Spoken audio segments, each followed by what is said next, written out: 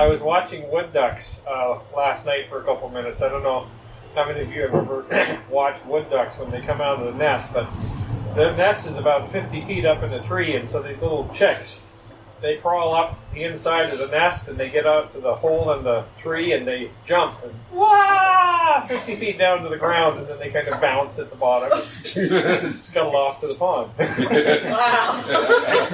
Which actually reminds me a little bit of Abraham. Dad kind of kicked him out of the nest and said, go.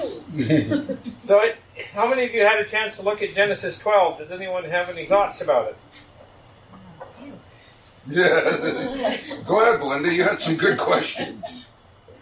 You want me to ask him now? Well, you can ask one now, yeah. Okay. Yeah. Speak up.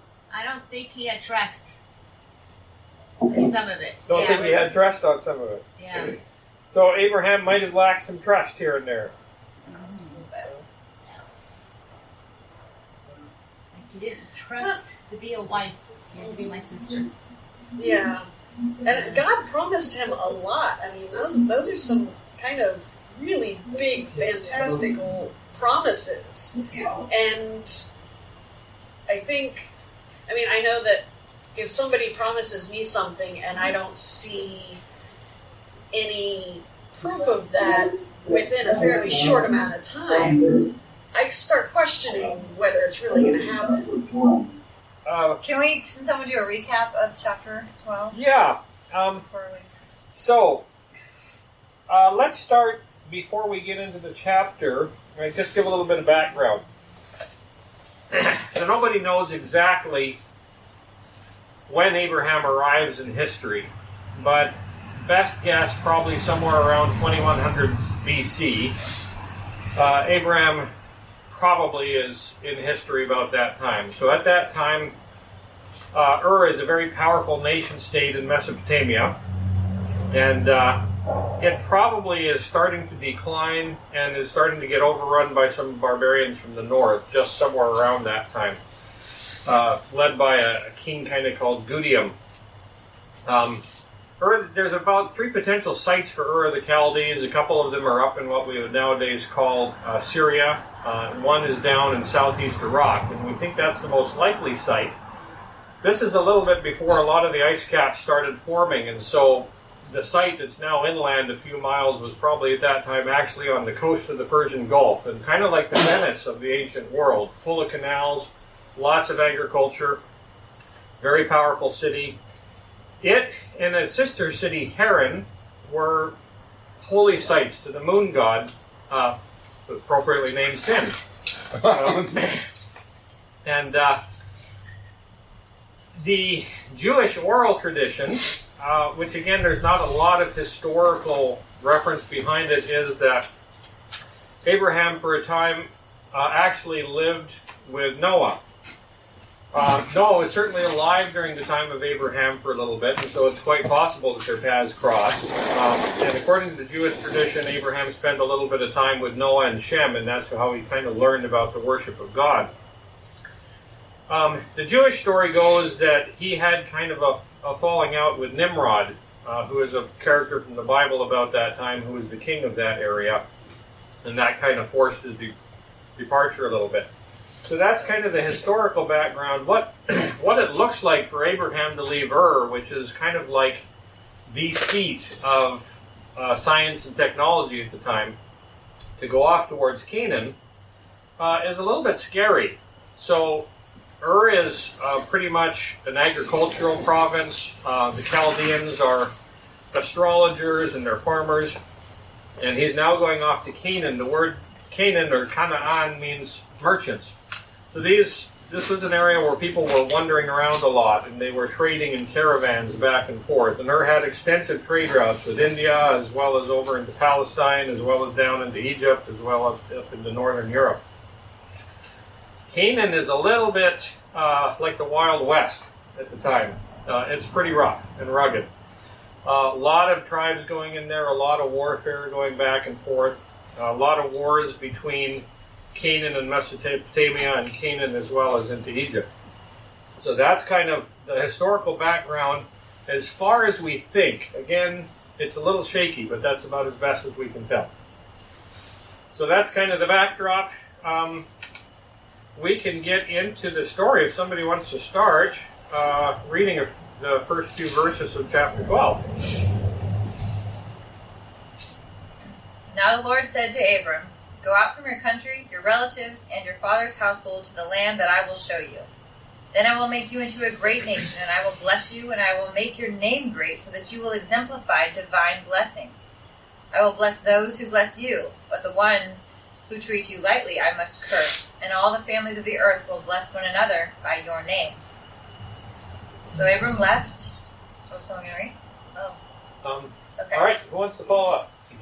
Yeah, go ahead. So Abram went as the Lord had told him, and Lot went with him. Abram was 75 years old, and he departed from Haran.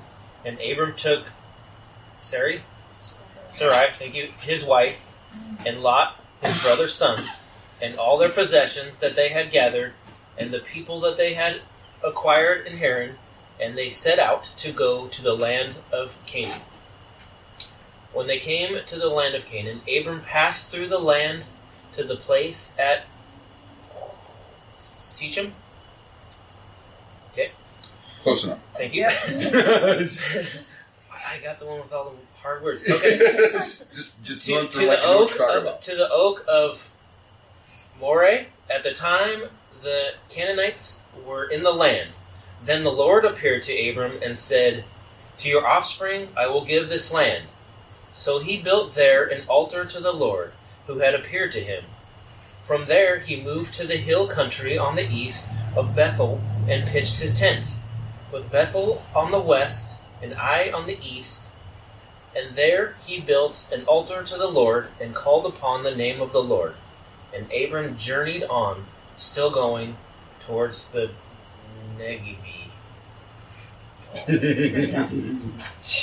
We purposely gave Mike all the Yeah, hard thank you for words. that.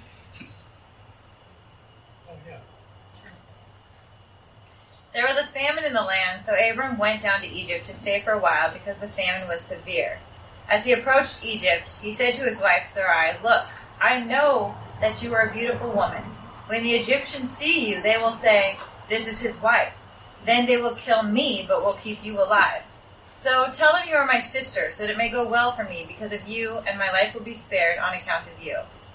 When Abram entered Egypt, the Egyptians saw that the woman was very beautiful. When Pharaoh's officials saw her, they praised her to Pharaoh. So Abram's wife was taken into the household of Pharaoh, and he did treat Abram well on account of her. Abram received sheep and cattle, male donkeys, male servants, female donkeys, and camels. But the Lord struck Pharaoh and his household with severe diseases because of Sarai, Abram's wife. So Pharaoh summoned Abram and said, "What is this you have done to me? Why didn't you tell me that she was your wife? Why did you say she is my sister, so that I looked to her to be my wife? Here is your wife. Take her and go." Pharaoh gave his men orders about Abram, and so they expelled him, along with his wife and all of his possessions. Pharaoh was not happy. So we were talking a couple weeks ago about different ways to study the Bible, and there's a lot of different ways to study this text. One of the ways I like to do it is go through it all and then come back from the top, verse by verse. All right, so verse 1. And this is a little different translation. This is Young's Literal. That's kind of clunky. It's not very readable, but it kind of flows from the text. And Jehovah said to Abram, "Go for thyself from thy land and from thy kindred and from the house of thy father unto the land which I show thee." So, when you think about what God is asking there, what strikes you? Telling him to leave everything he knows. Leave everything he knows. And he doesn't even tell him where he's going. He says, "Go, just leave to the land that I will show you." So it's not like, go to Canaan or go to this place. Just leave and I will tell you eventually. I mean, that takes faith. No direction, get out of town. Yeah. Well, this goes back to kind of like what we talked about last week, where it's definitely blind. I mean, it's an absolute blind path, and you have to have complete trust, because not only that, you're leaving your community and everything else that you've set up and friendships, and I mean, not only your family, but you're up and gone in someplace you've never been. Yeah. Remember to speak up, guys, to the mic. Yeah. That wasn't loud enough? I think you might have been, yeah. I'm just reminding. I'm sorry. And that's, I mean, I think that's Abram was a very wealthy man. He had livestock and people and riches. And, like, I think about if I was called to go be a missionary in a third world country and leaving my house and my job and my stability, I want to say I'd say yes, but that's really scary. Well, and remember, he wasn't a young guy either. No. He was 75 years old. It wasn't like he was in his 20s. But, of course, he lived to 175, so he was middle-aged, but still, he still wasn't young. Hey, and people on Zoom, you got to speak up if you want to say something, because it's hard for us to know when you want to talk. Okay, what I am thinking, can you hear me? Yes. Yep. Okay, what I am thinking is, how did Abram know that it was God speaking to him? Huh? What kind of a relationship did he have with God? Did he have a face-to-face relationship? Did he have another kind of relationship? How did he know it was God telling him to do that and not somebody else? Good point. So, That's a great. do we have any clues?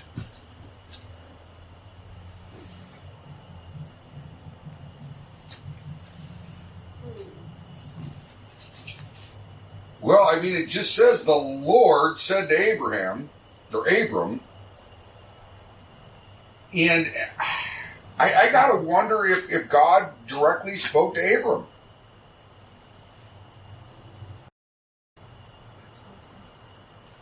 Well, later in his life, he told him to go kill his son.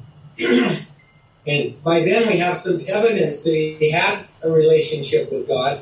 But now, I don't know that we have any evidence that he had a relationship with God, but he must have, because he obeyed.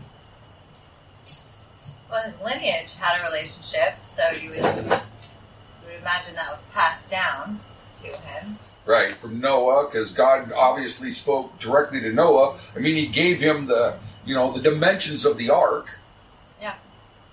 I mean, he didn't do that through, I don't know, vision or what. I mean, maybe through vision, but... Yeah.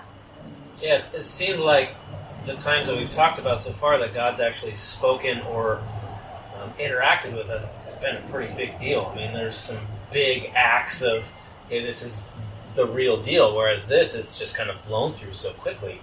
Yeah. So it doesn't really describe right here yet how Abram knows. And so the best we can do is guess. And we can say, okay, so it's quite possible that Abram did have a relationship with Noah. And perhaps Abraham asked Noah, how did God communicate with you? What did it sound like? What did it feel like? What happened there? And so it's possible that something like that would have occurred. We know from later on in the story that sometimes God appears to Abraham in visions and dreams. And also to Joseph and to Jacob and to Isaac. And so potentially there was a dream that really caught his attention. Perhaps something else the story doesn't really tell us. But it is important for us because this is a central theme of the story. How do you know when God's talking to you? What does that look like? Hebrews 11 says that by faith, it was by faith that Abraham obeyed when God called him. So he believed whatever God told him, and I don't know if he told him, directly, but anyway, it was faith on Abraham's part. Even though he didn't know exactly what he was going to end up doing, he did it by faith. Yeah. When I find that sometimes I struggle to determine, is this the Spirit talking to me, telling me to do something, or is this my own head, or is it Satan trying to get me to do something?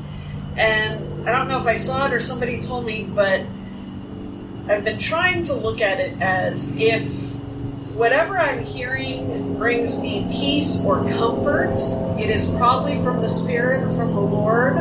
But if I'm anxious or worried, about what's being said, it's probably not from him, because he is a God of love and peace, and he's not gonna have me do something that's gonna bring me worry or anxious. So we'll have to keep going with the story and see if we can figure out how we know when God's talking to us, and we may catch it in this chapter or we may not.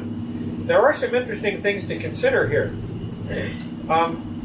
Abram, like we said, is probably pretty well-to-do. He seems to have servants and he seems to have belongings, which probably puts him in the upper crust of society. Interestingly enough, his wife's name, Sarai, is princess. And his brother's name, Nahor, means snorting. Now, snorting, you might think, okay, well, the guy snores, but these people had a particular affinity to bulls. Specifically, their main god, he rides a bull. And so this aspect of a bull snorting comes across as a person of power. His wife's name, translated, actually means queen. Interestingly enough, in the worship of the moon god Sin, the upper crust of society served this god. The men would serve in the temple of the male god, and the women would serve in the temple of the female god, the people who were nobility. And the women who did this were referred to as princesses. It's quite possible that Sarai has actually started out her life marked to become a priestess of the god Sin. And their worship doesn't look so much different from the way Hindus worship their gods today. Essentially, they had a step pyramid, and the god would live on the top step of this pyramid as kind of a wooden statue covered with gold.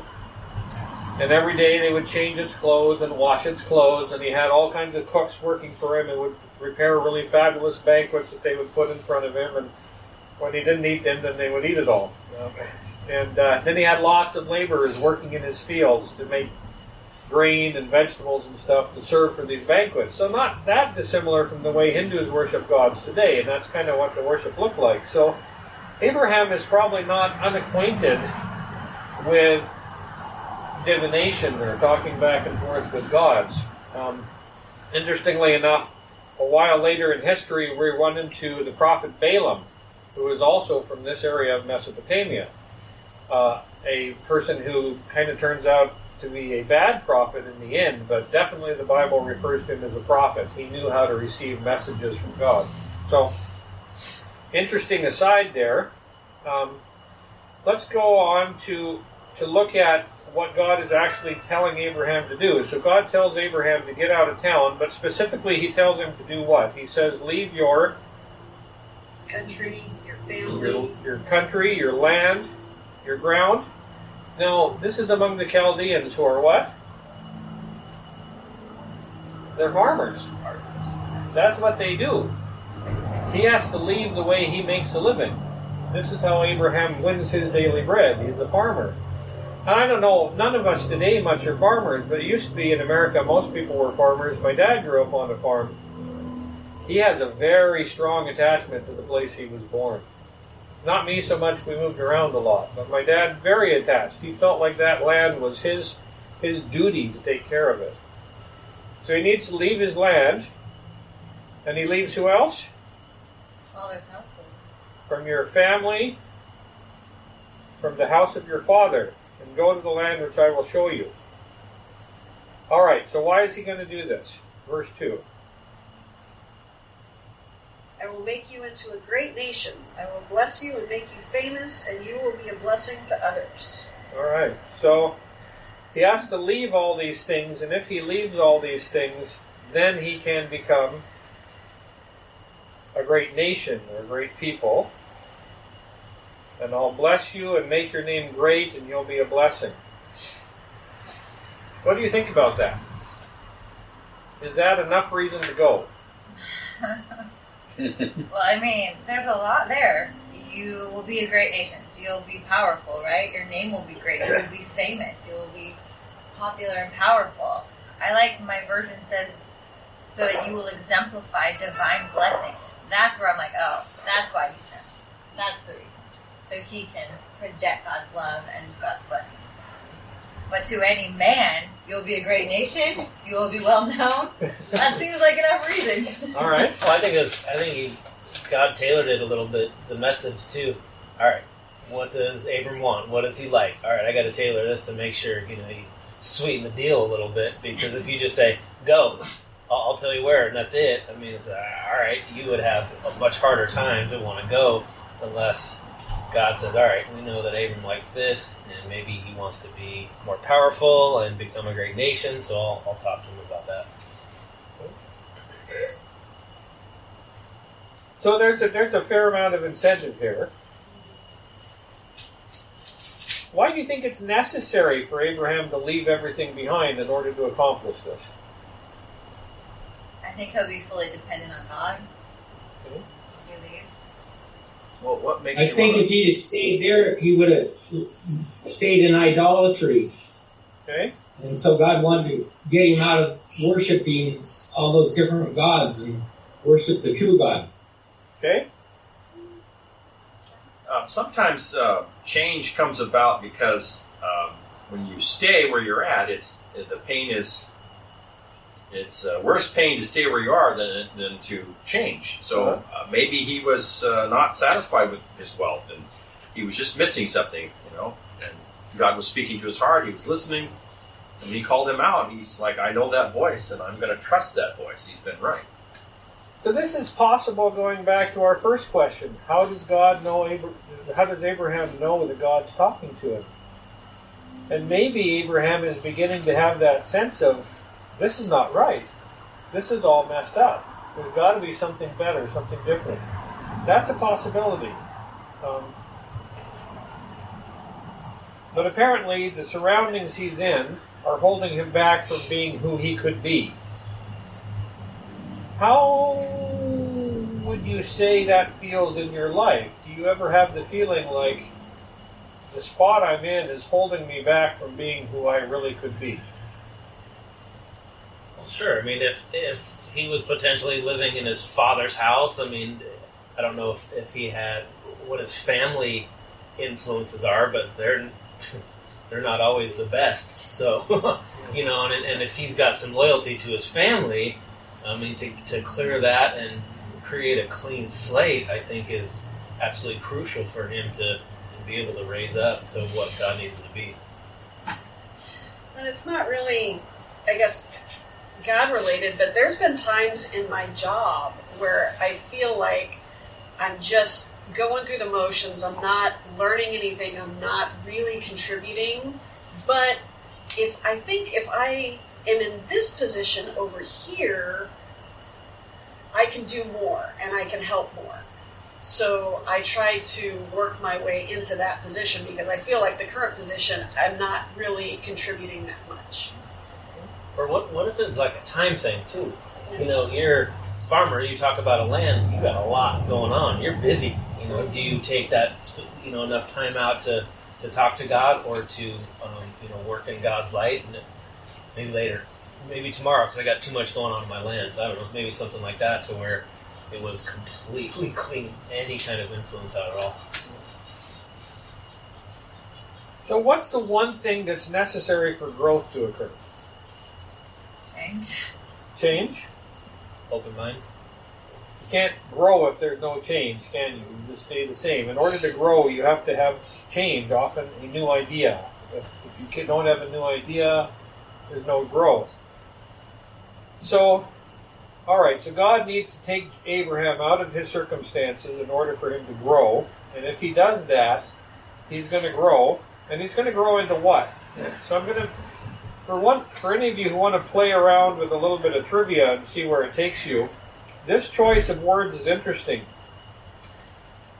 I make thee become a great nation. There's actually two words the Bible uses for nation. There's one that always refers to the Jewish people, and then there's the word goy, where the Jews get the word goyim for people who are not Jewish. Specifically, the word used here is, I will make you into a great goy. So, interestingly, the Bible doesn't translate this as, I will make you into a Jewish people. I will make you into a foreign people. That is interesting because I think later on in the Bible we're told that, we are strangers in a strange land. So that it's not, yeah. Well, and then Paul also says there's neither Jew nor Greek, there's neither slave nor bond, there's neither male nor female, but we were all one if we were in Christ Jesus and seed of Abraham. And so basically anybody who believes in Jesus has now become a spiritual Jew. So that kind of goes along with that, I think. I'll make you to become a great nation, and I will bless thee and make your name great, and you will be a blessing. So what kind of change is God telling Abraham is going to be in his life? Famous. He's going to be famous. What else do you see there? Leader. A leader. A blessing to others. A blessing to others. So something about this change will cause Abraham to go from what he's being to be able to a person who can give specifically, the connotation is, I will make you a gift to the world. So maybe where he was at that time, it was all focused on family and himself and not outwardly focused on others. Could be. So this may be a change to a little bit less self-centered focus. That's possible. I like and I'm jumping ahead, when we begin into verse 8, it talks about Abraham building an altar, and it says, and after he built the altar, he called on the name of the Lord.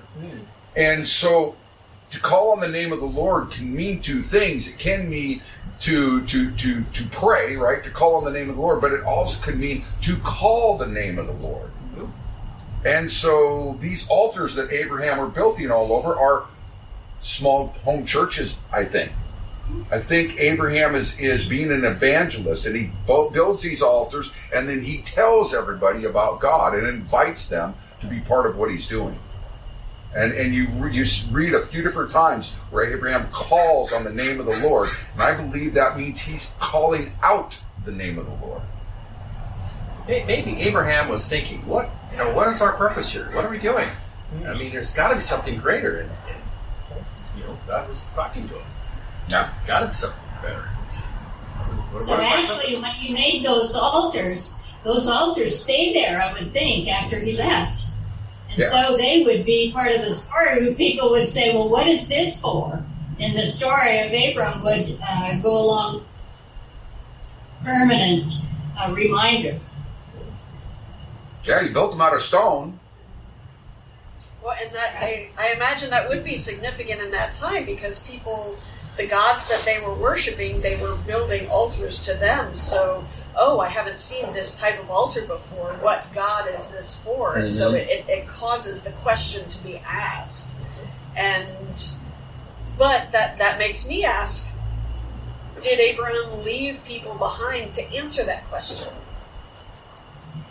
Well, hopefully people in the area that he evangelized to didn't move with him all the time. So it's possible that he was spreading, this understanding of this God. Because we look when Moses, Moses goes and goes into the desert for 40 years after he kills he found a priest of Midian. How did that priest of Midian get to know who the real God was? We don't know. We don't know that. But is it possible? Because this is basically the same area, right? Am I thinking right? Is Midian pretty close to the same area? Midian is, just a little bit east, but not so far off. Kind of more southeast, I suppose. But. Well, and even later in the story, Abraham gives a tithe. Mm-hmm. And he gives a tithe to the priest. And so, I don't know. There was more knowledge of God in the area somehow than just that. And I think Abraham was part of the whole evangelism. He was an evangelist. He was possibly the very first evangelist. Well, didn't God, when he brought the Israelites out of Egypt, to destroy those Canaanites and those Philistines and people, he always gives people a chance first. And so they had a chance somehow to learn about God and to give up their practices of worshiping all those idols. So maybe Abraham was going around spreading the word about God, so they did have a chance to learn about God, but they rejected it. Or at least most of them did, but maybe not all of them. Like you said, Moses, his father-in-law, and then Melchizedek, that Abraham gave a tithe to. So, Yeah, we're kind of skipping ahead, but that is exactly what God says when He talks to Moses. He says that the people have filled up their cup. I'm done dealing with them.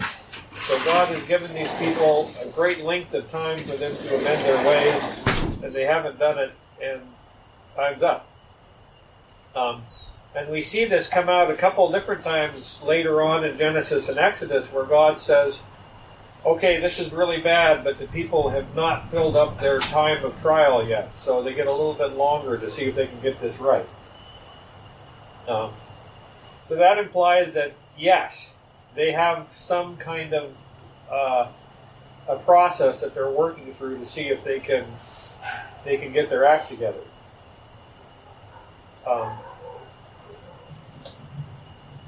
I heard your mouth open. No. Okay. All right. Who wants to look at verse 3? Oh, we're only at 3? My goodness. Yeah. We may be here all day. No.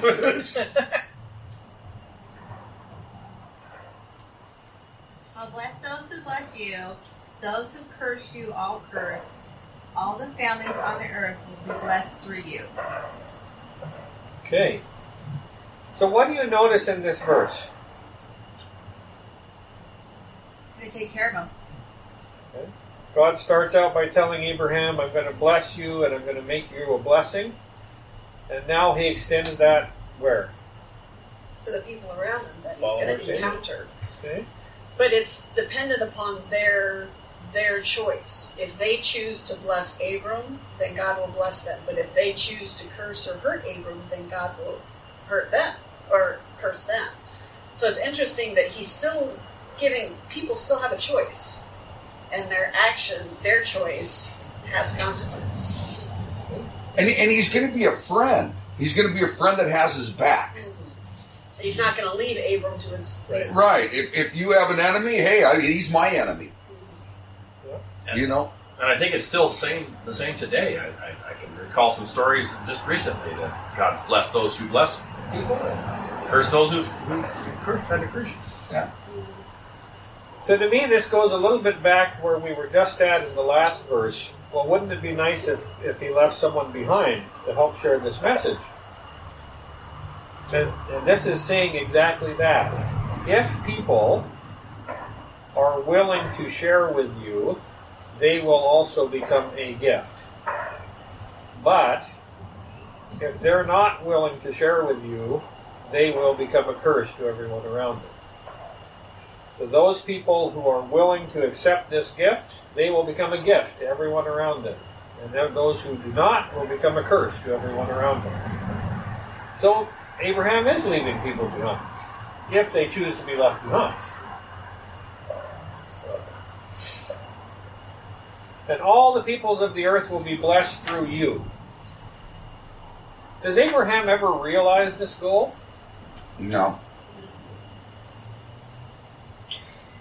No, in what was it, John 8:58, it says that Abraham was blessed. Was blessed. I guess he said he was blessed to see my day. So maybe God showed Abraham, but he never experienced it. And so, in fact, we hit here on something very interesting. If we skip ahead from this and go to the New Testament, and Christ says, Abraham was blessed to see my day, and he saw it. How did Abraham actually bless all the nations of the earth? By obeying God's call. So he kept the knowledge of God alive. He did that. More specifically and more personally, what is Christ saying?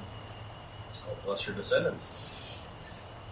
I will bless your descendants, or specifically your descendant. Right.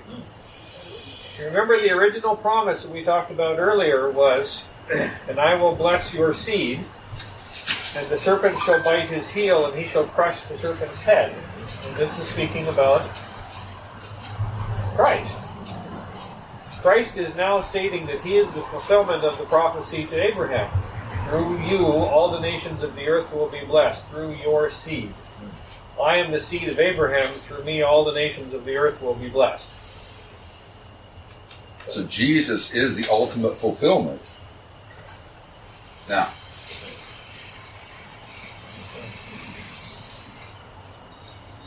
all right, verse 4. So Abram departed as the Lord had instructed, and Lot went with him. Abram was 75 years old when he left Haran. So he's getting up there. Let's hope. And he takes Lot with him. And we'll go on to verse 5. And Abraham took Sarai, his wife, and Lot his brother's son, and all their substance that they had gathered, and the souls that they had gotten in Haran, and they went forth into the land of Canaan, and into the land of Canaan they came. So, do you think Abraham up to this point has really answered God's call? What did God originally tell Abraham to do? Leave your land, leave your family, leave your father's house. Specifically, what has Abraham done to this point? He took his wealth and he took his family with him. He took his family with him. He left his land. So he kind of obeyed. He left his land. He didn't leave his father's house up until Haran. His dad goes with him to Haran and all of his family. Interestingly enough, Haran is the second temple to the moon god Sin. Chief one being in Ur. They simply go to the second holy site there. Interestingly enough, one of his brothers' name is Haran, so maybe there's some connection there to other relatives. So up to this point, he hasn't really gone all the way. It's not all in. I've got an interesting side note on my Bible here. It says, Abram had under his authority a substantial number of men. Many of them had been herdsmen. Genesis 14:14 mentions 318 trained men born in his household. Mm-hmm. They're all okay with him. That's a squad. Yeah. That's a posse. his own army, yeah. He's brought his community, is what you're saying. Yeah. So what do you think about that? well, it makes me wonder how much then he left. Right. He just left the country. I mean, is that a small portion of what Abraham left? Don't know. Wow. But it's also, I mean, he's still kind of doing things his own way. He hasn't fully done exactly what the Lord has asked him to do. So I'm going to leave, but I'm going to take my family with me. Although he didn't question it. Yeah. Right? I mean, he basically packed up and took off. So, I mean, there's got to be a little bit. I totally hear what you're saying, because I would agree with that. But then it's still at the same time, he's not, well, hold on, why? Are you sure I can't do it here? I mean, there's no questioning. It's just, all right, let's go. He's just bringing some security with him. Yeah. Comfort. And I don't know that, I mean, the Bible doesn't say that that's wrong, what he does bring with him. And so there's no condemnation for that. As we will find later, of course, you know, the Bible really doesn't condemn what he does later either, kind of, although, you know, God tells Pharaoh that that's a bad deal, but, yeah, I don't know. Well, is there a portion, though, that, like, if God told me, pick up and leave, I would assume my children come with me. Right. They're like my charge, so I would assume that was a deal. So take your things, I'm going to leave my mom, my sister, but I'm taking my charge with me. I mean, that seems like that's kind of intuitive as a human, maybe. That, And his nephew, Lot, was a man of God as well. Yeah. And he had a free will whether to stay or go. He wanted to go. Yeah. As apparently to some degree is his brothers. So again, we're skipping ahead from where chapter 12 takes us. And we're looking ahead to see, okay, so Lot was a believer in the true God. When Isaac has to have a wife, Abraham sends his servant back to his brother's household in Haran to find a wife, because he needs to find someone who believes in God. So we also see in his brother's house that they've adopted a lot of practices of idolatry. But there's still some knowledge of the true God there. And we can see in Lot's household later on, there's some mixed messages going on, but there's still a belief in God there. Abraham seems to be obeying as far as he understands how to obey. But not quite exactly maybe what God said, but it seems to him to be the logical course. There's probably some good reasons. You know, his father's getting older. Maybe he doesn't really want to abandon his father when his father's quite old. And so he stays with there until his dad dies, and then he moves on. So maybe, you know, in his mind, he's going to what he thinks God is taking him towards. It's an interesting thought that might come back to us later about what this means in his development. All right, so he's left with all of his people, and they moved to Canaan, and they arrived there. And verse 6.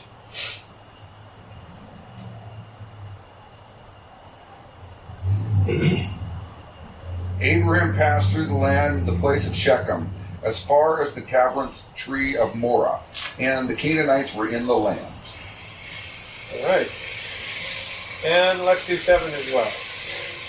The Lord appeared to Abraham and said, to your descendants I will give this land. And there he built an altar to the Lord who had appeared to him. Okay. So now it's not just talking, he's actually appeared to Abram. Uh-huh. So, now this raises some interesting questions about the verse we just read. What do you see there?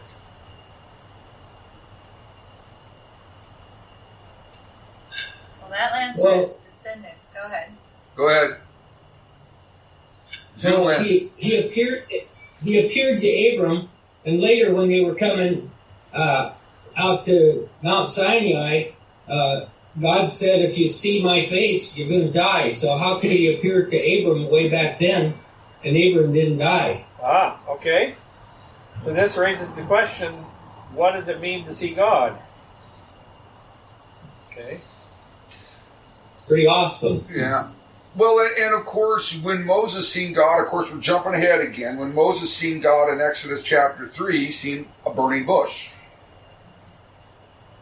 So to Don's question, to see God can mean many things. And even when God told Moses that he couldn't see his face, he said, I will pass by and you will see my back.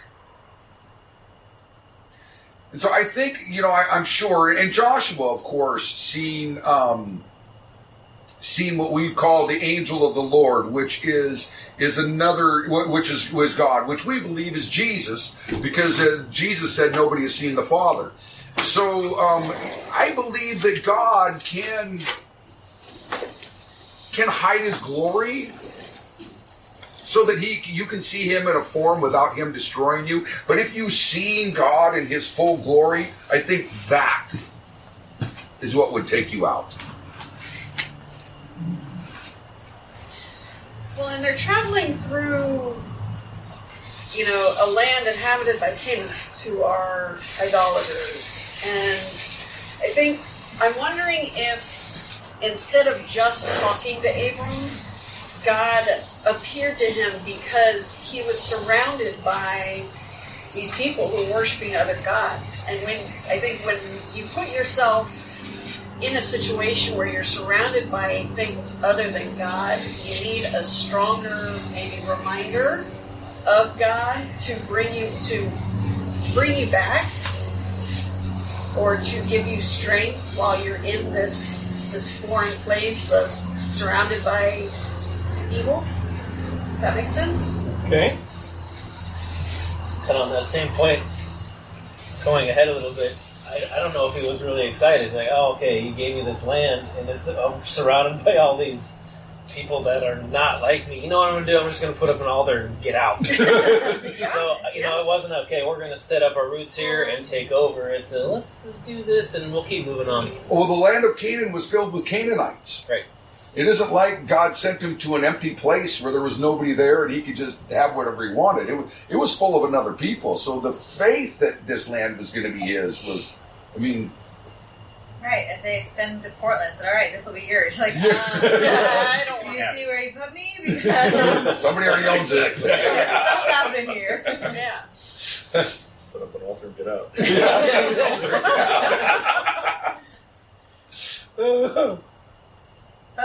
But the Lord appeared to him, and he built the altar there, making it a holy place, right? Because the Lord appeared to him there. So it's also establishing a holy place where God has been, showed himself. That's the evangelistic part, right? I mean, hopefully that he's able to get some followers that could continue the message and continue to breathe the message throughout the Canaanites. Okay. Anything else you see there? Well, that's clearly not his stopping place, right? Not the stopping place. Because that's for his descendant. He's still on a journey. And that is actually a striking clue. He is still on a journey. He hasn't stopped. Interestingly enough, God makes a note that he is still on a journey. So in the beginning, God does what? He appears to Abraham and he says, leave your land and your family and your father's house and go to a place I will show you. Abraham goes, he gets to Haran, he waits till his father dies, he gets up and he leaves Haran, he gets to Shechem, and what immediately happens? Well, he set up a camp by the oak tree. So, Abram stops and he's starting to maybe build a community. And then the Lord appears to him. And then the Lord appears to him again. So, what just happened here? Abraham just completed phase 1 of his journey. He has now, phase 2. The first step, he left his land. Boom. He's now completed phase 2. He has left his father's house and family, and lo and behold, God appears to him again and says, we are now in phase 3. But he's not quite done yet, is he? He's not quite done with his journey, but he has now started the next step. He has again fulfilled one of God's conditions. You left your house? Good. Now you left your father's house and your family? Good. Now we're ready to take the next step. Again, the land is not empty. Specifically, Shechem is a holy site. It is already a shrine to the local God. And Abraham chooses this shrine to settle down and put up an altar to God. All right. And anything else you see there before we move on?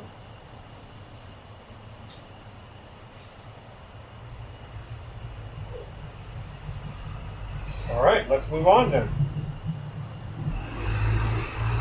After that, Abram traveled south and set up camp in the hill country, with Bethel to the west and Ai to the east. There he built another altar and dedicated it to the Lord, and he worshipped the Lord.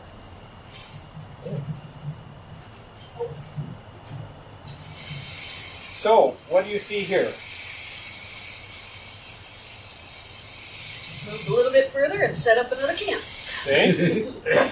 It's like, is this far enough, Lord? Is this far enough, Lord? Oh, keep going. Keep going. Because verse 9 says he continued traveling south by stages. So that's what I feel. Is this enough?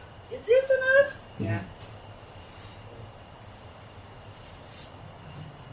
So, now maybe Abraham is exploring the land that God just told him, okay, this is yours, and so, okay, well, let's see what's here. Let's go explore the borders of my property here and see what it looks like. Specifically, he comes to another place. Why do you think Abraham, maybe he's just exploring the land. Any other reasons you can think of why he decided to leave Shechem and keep going? He's got herds of animals. got herds of animals. They might need to eat fresh grass. Are these cities that are mentioned, are they like main cities in that area? So maybe he's going to Portland, to Salem, to the big congregations of people?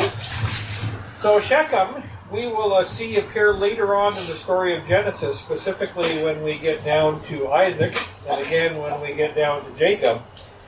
This is the seed of a particular Canaanite king. Actually, one of his sons gets named Shechem. And several things happen at Shechem. One of the things that happens here is that Isaac and the king of Shechem have a little bit of a confrontation over Isaac's wife, much like Abraham had a confrontation in Egypt over his wife. And again, in Shechem, the local prince decides to invite the daughter of Jacob to a party, and he rapes her, and his sons end up wiping out the entire male community after convincing them all they need to get circumcised so they can all be brothers. So Shechem appears several times in the Bible. Interestingly enough, Shechem is situated between Mount Gerizim and Mount Ebal, and this is interesting when you get later on in the story, because this is how the Israelites entered the land of Canaan, is between Mount Ebal and Mount Gerizim. And they set up a big religious service there, where on one side half the tribes stand, and on the other mountain the other half of the tribes stand, and the one tribe yells out all the blessings if they follow the law of God, and the other half yells out all the curses if they don't follow the law of God. So this is kind of the history of Shechem. So he leaves Shechem. Maybe his animals need more grass. Maybe he's exploring the territory.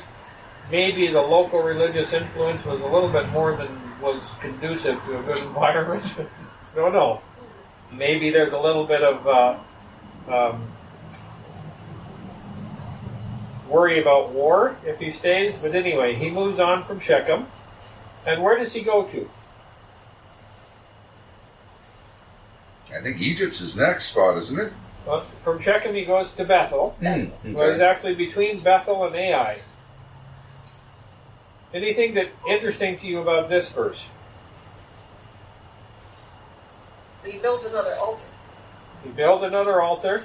So wherever Abraham goes, he builds an altar. Isaac follows the same pattern. Wherever he goes, he puts in an altar and a well. Boom, boom. So he puts in an altar. Anything to you interesting about the place where Abraham chooses to go?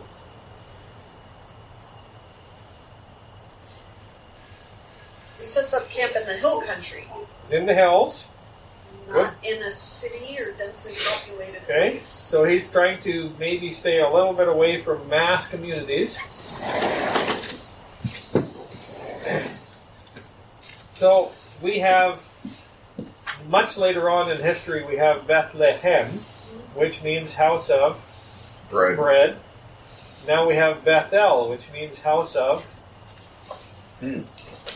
God. Bethel is the house of God. So again, he's choosing another religious site. He sets up camp right next to another religious site. This is the house of their local god, whose name is Baal, biggest of the Canaanite gods. And he sets up camp between that and Ai. Ai, you might remember from Exodus, if you've read ahead into Exodus.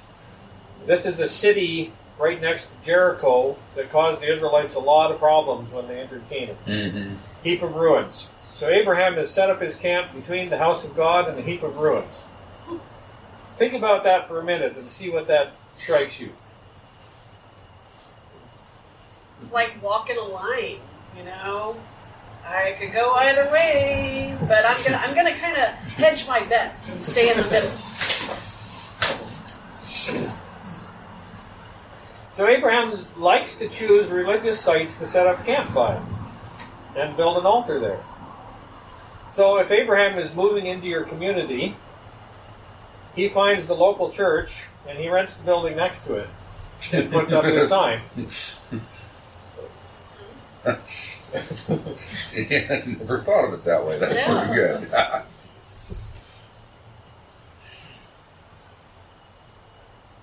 And now he does something more. So he has not only builded an altar this time, but what does he do? Right. Called on the name of the Lord. He called on the name of the Lord. Or the Young's literal says he began to preach in the name of Jehovah. So he goes to the local religious shrine and he starts talking about God. This reminds me a little bit about Paul. He wanders through the city of Athens and he finds a shrine to the unknown God and starts preaching about God. Interesting parallel there. Anything else you see in this verse before we move on? Anything from Zoomland?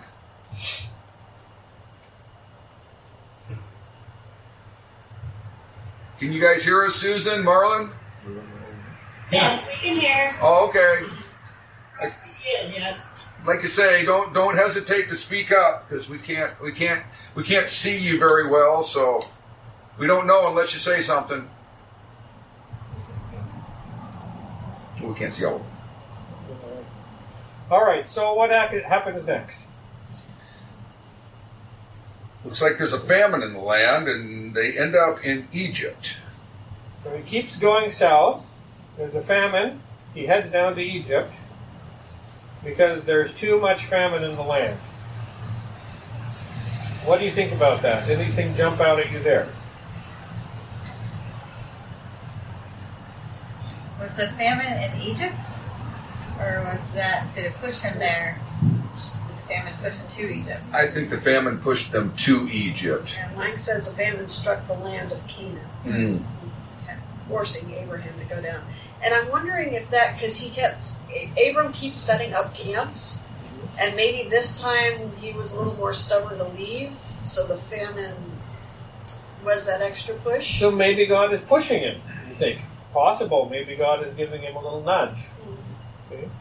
Remember, that's how Israel ended up in, the Israelites ended up in Egypt as well. That's because there was a famine. When we get on a little further in Genesis. When my version also says, forcing Abram to go to Egypt where he lived as a foreigner. So again, it specifies that he is, set apart from the people, and I'm a foreigner in a foreign land. So maybe this is a little confusing because Abraham is guaranteed all this land and now he's having to leave this land because there's not enough to sustain him and go to a land that's not his. So that it does raise some questions. What's going on here? Why? He's getting a guided tour.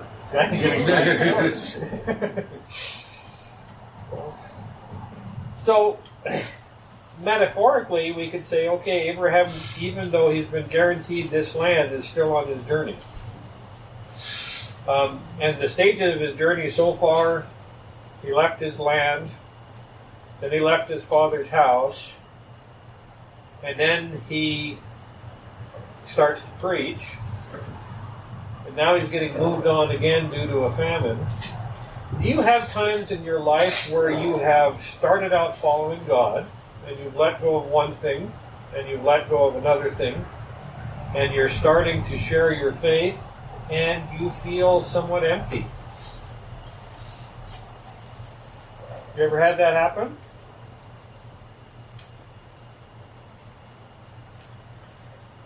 You start looking back to Egypt, so to speak. You want to go back to the land of get the rich stuff you think you're missing. Or looking for some new experience, something to bring your level of spirituality up a little bit? Well, think of it this way. God calls him out of his land. I mean, yeah, to bless him if he follows him. Look, if you follow me and trust me on this, I'm going to make you a great nation. You'll be blessed. But also, he's retraining him to trust him. And how much do we tend to trust somebody if we're having God, if we have a really rich life of comfort? We have our animals, our family, our income, we want for nothing. So he's always on the edge of, God showing him he's going. He's probably not received in some of these places. It's really uncomfortable. It helps him to trust God more. So another way to look at this. So Abraham has learned to trust God when he leaves his house. Trust God when he leaves his family. Trust God as he moves through the land of Canaan. and now maybe he's ready for another lesson in trust. Yes. Okay? All right, so he heads down into Egypt. What happens?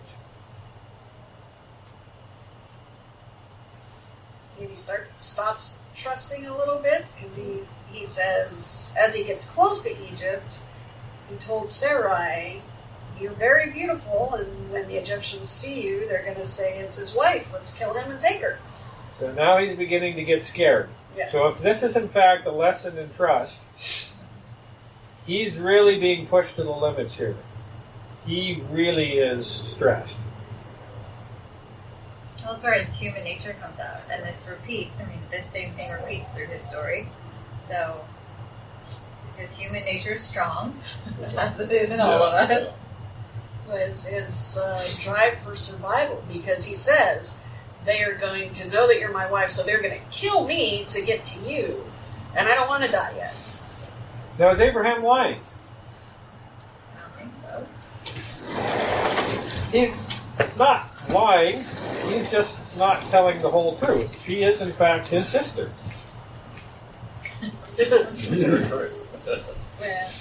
Half sister. Well, he kind of lost his faith there.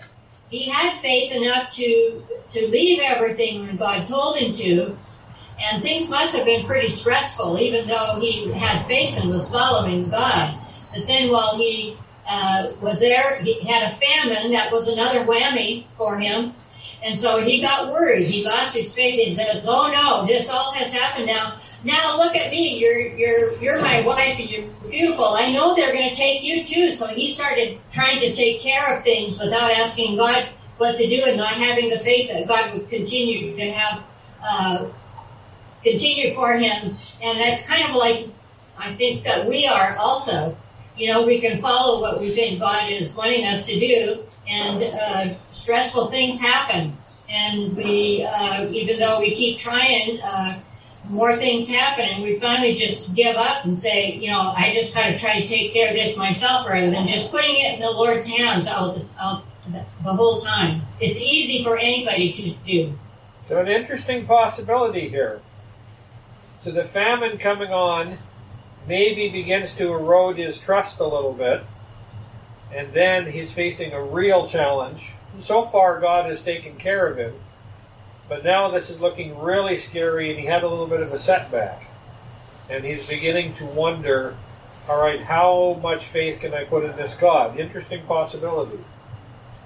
Well, he's not alone. If he has 300 people with him and his flocks, I mean, a lot of people are looking at him to He's provide. got a lot to of take people care to of. take care of. Yeah. That's stressful in itself. And then a famine. I mean, that's how, you probably did lose some people. Well, and he did have reason, probably, to believe that he would be killed. It had not God intervened, because I mean they did automatically. Boom, they took her. I mean, they said, "Hey, Pharaoh's going to like this one." And then Abraham actually accepted a dowry for her. I mean, you look where Abraham, Right. the Pharaoh gave him slaves and cattle and all this stuff, basically paid a dowry for his sister. His sister like,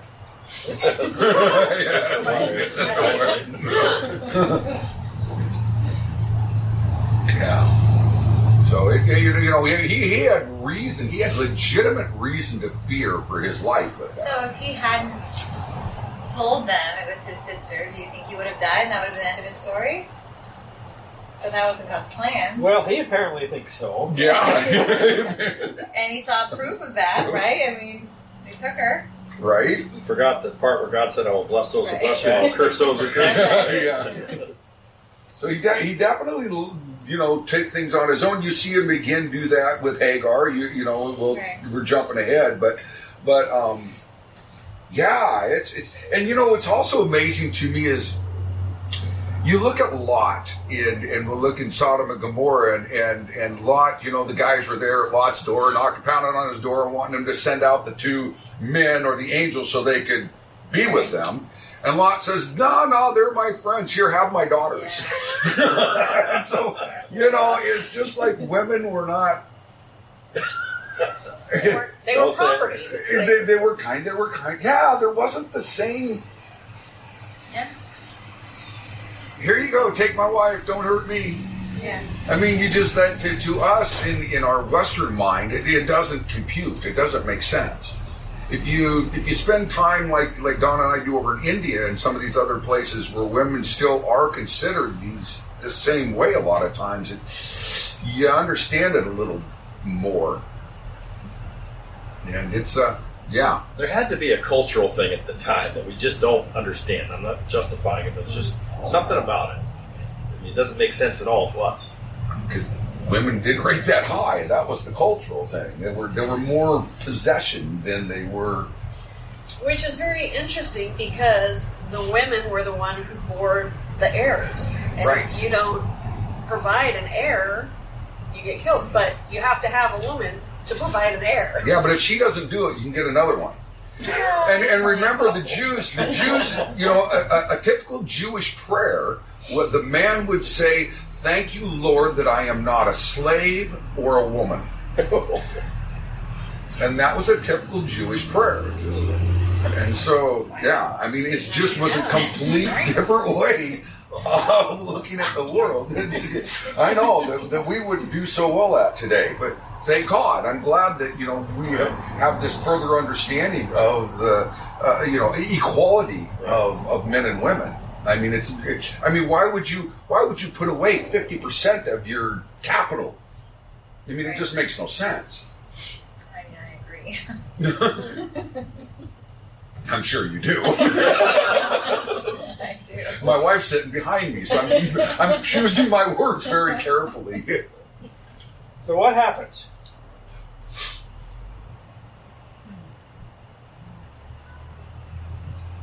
Well, it's ironic that he thinks that his life and everything will be spared on account of her, but then he eventually gets exiled on account of her.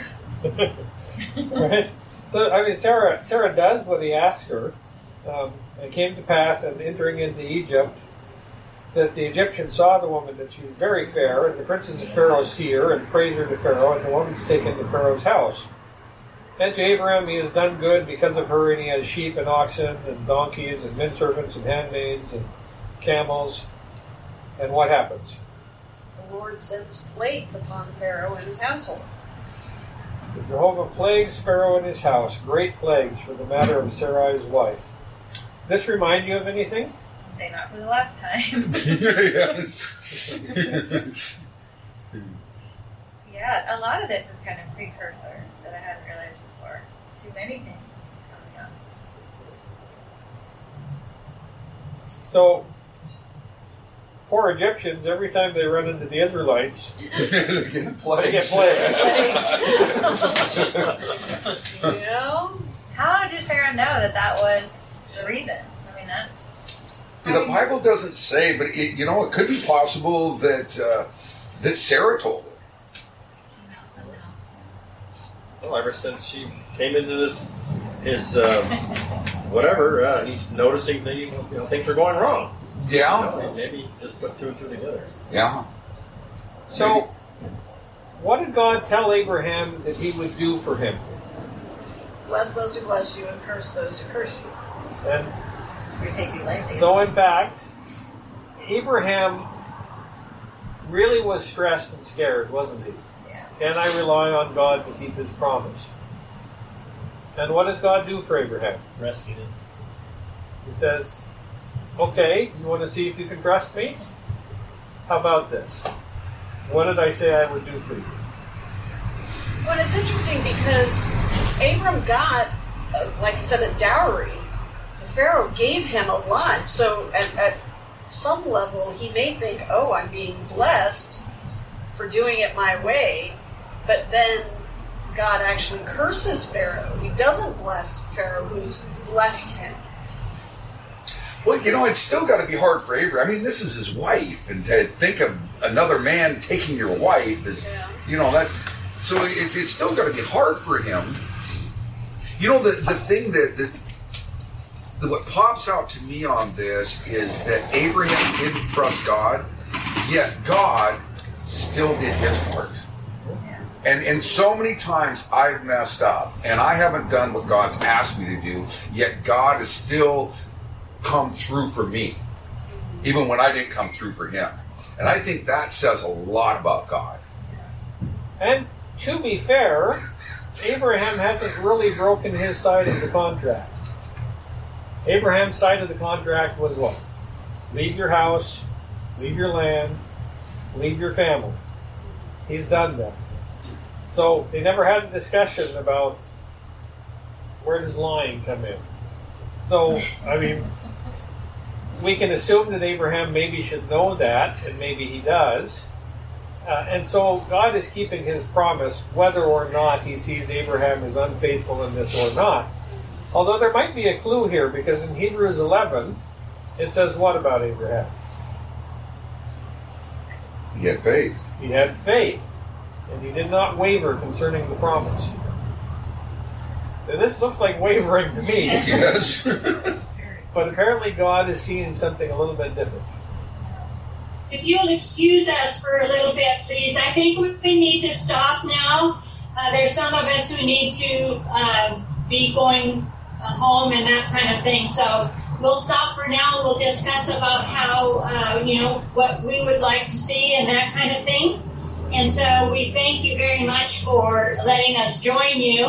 It was fun, and we'll plan on doing it again. Cool. Hey, All right, thanks for joining anytime. us. We love having you. Yeah. Okay. Thanks God so bless. much. Thank you.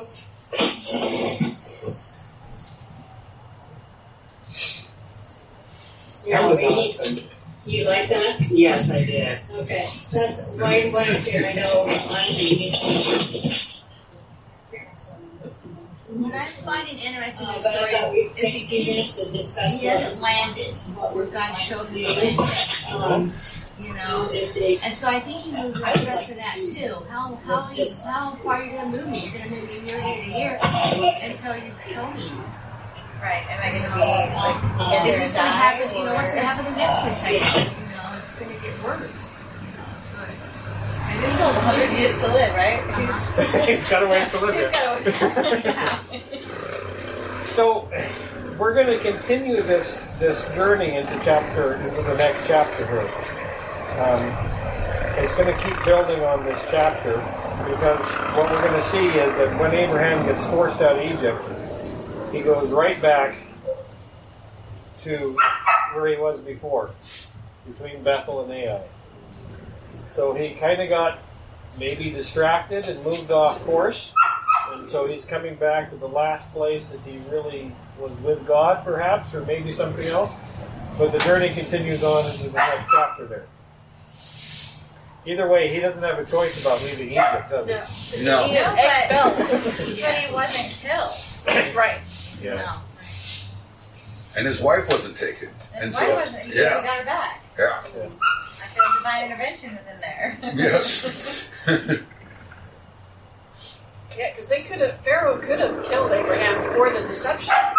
Now I'm I'm getting plagues because of your lie, and instead of killing him because of it, he expels him. Yeah, well, he might have also been very afraid if he killed Abraham, he'd really get nailed. Exactly. But Pharaoh, obviously, there's no doubt, Pharaoh feels that Abraham let him down. Mm-hmm. So he was, in some sense, Abraham has breached what an Egyptian would feel would be a social contract. Yeah. He feels that Abraham has done him a dirty trick. I feel anybody would think that. Right, yeah. Well, and what an opportunity Abraham passed up. How could things have possibly turned out different in the long run if Abraham could have put the whole idea of the true God in Egypt at that time? Well, it would have set a different stage for Pharaoh and the Israelites. I mean, maybe the pharaohs would have become Christians. Right. We don't know. We don't know. Because God isn't doing this just to make Abraham love him. He's doing this so the whole world loves him. This is his stepping stone to world, being blessed by Abraham. And now we get down to the real central point of the story. So all this is interesting as far as Abraham and the ancient world goes. What does it mean for me and what I do about God tomorrow and this next week?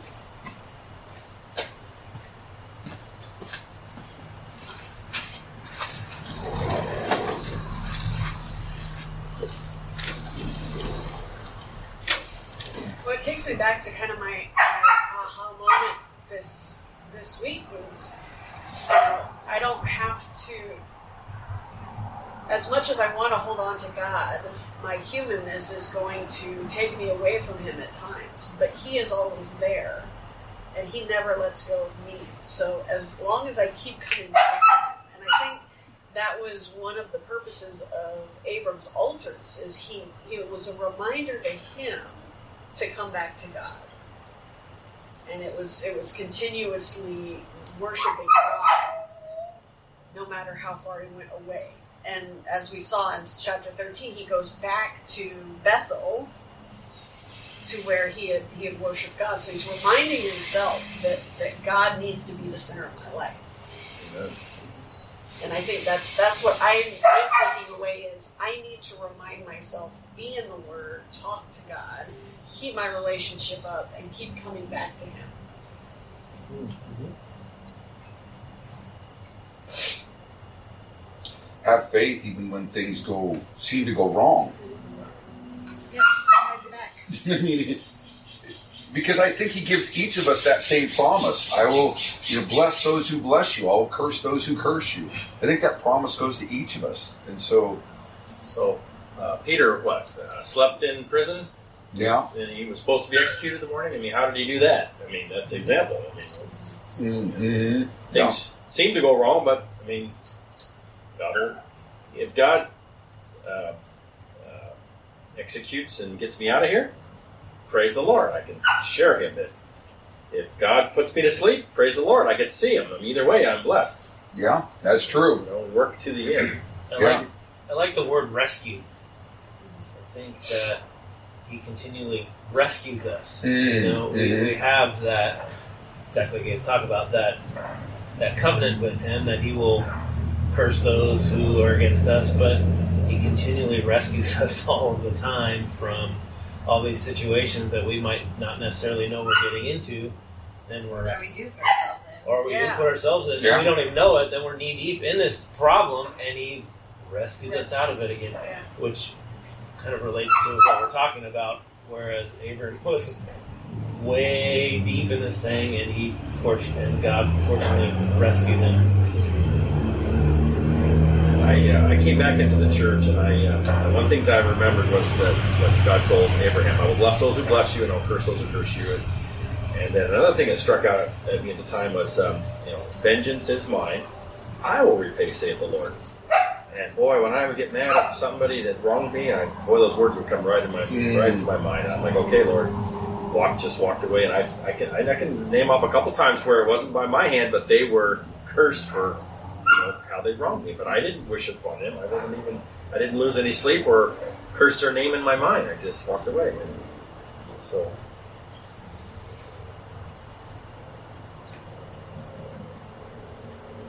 We are God's children. He's going to take care of us. Well, thank you, Don. I don't think I've ever really dug into each verse like that with the history, and I don't know a lot of the history, so I really appreciate coming that in. Yeah, she's not a history girl. No.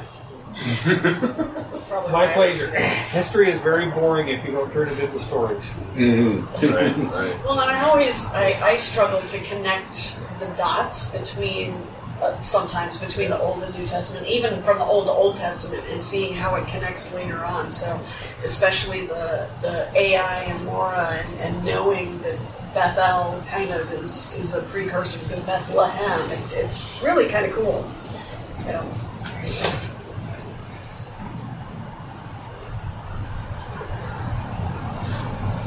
It's up to Don. He's the the guy in charge. Oh, I thought we were done. We could pray. Okay. Do you want to just add in a prayer for the food while we're at Yeah, it? So we don't have to do this. Mm. We don't have to do the second prayer. That sounded really bad. Father, thank you for giving us some clues into how you lead us through our walk in life by showing us how you led Abraham step by step in his walk. And help us as we continue our walk today and this week that we can find more faith in you. I pray in your name. Oh, and thank you for the food. And please bless it as you promised to bless us. Amen. Amen. Thank you.